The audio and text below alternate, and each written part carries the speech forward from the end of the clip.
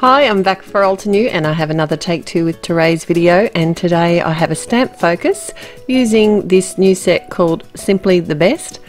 This is a really fun set and the size of the flower is the thing that really drew me to this set, and the fact that the dies for this set can actually be used in a couple of different ways, and I'll show you shortly what I mean. I haven't got any colouring to share with you today. Today is all about stamping, and I'm adding some sort of design element using the rock, it's called the Essential Rock Collection paper pack, and this is a set of really kind of graphic designs. It's a 6x6 paper pack and it's a lot of the different greys, so I've chosen a couple of those different colours here. And I'm stamping out the second and the third layer. So I haven't actually used the very base layer of this stamp, that's the solid image.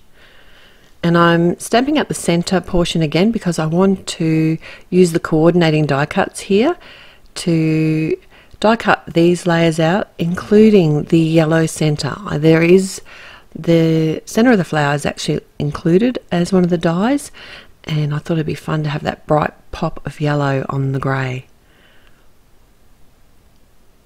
So I actually die cut one of the large flowers, but just in plain black because I wanted to pop this flower up off the page. So I'm just using some liquid glue to adhere that, and that's just going to make it a really solid base for me to pop up the front off the front of a card. And for the petals on this second layer here, I did add just some little square foam sticky squares just so that they sort of sat up off the flower, and added some liquid glue to the center so that that actually stuck down, so it did give this flower quite a bit of dimension. Now you'll see I did have another portion cut out there. I was going to use that as black leaves, but I instead decided to go for the Tuxedo washi tape, and I'm sticking this directly to the front of my top fold card, just down it's a side, I'm lying, it's a side fold card, and I'm adding the washi down the side portion and wrapping it around the back. And initially I did like the dark black leaf that I was going to add, but I thought this looked a lot better, and it's been a little while since I've used this washi tape and I really like it. I just think it's a real elegant design and gives a real bold statement, so I've been hoarding it and I just need to use it more.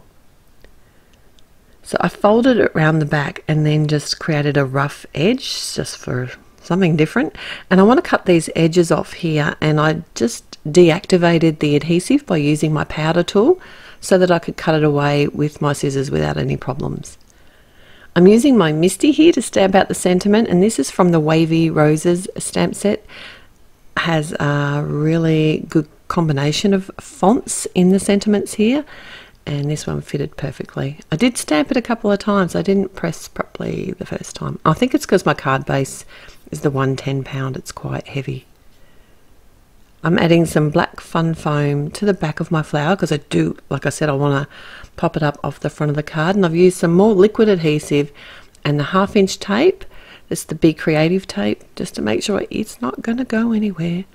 And I did offset because when I stamp out the second layer of the flower, it has that black petals showing, and I didn't want them to be totally hidden, so I'd actually offset that top layer and added some of the Rock Collection enamel dots, and I moved these things around for hours.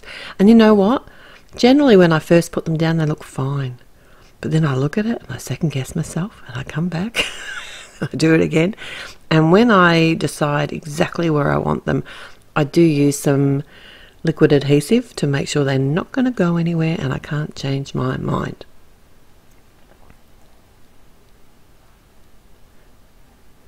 My second card design today is using pretty much the same products. This time I'm working on some velvet cardstock and just using the top layer of the flower here.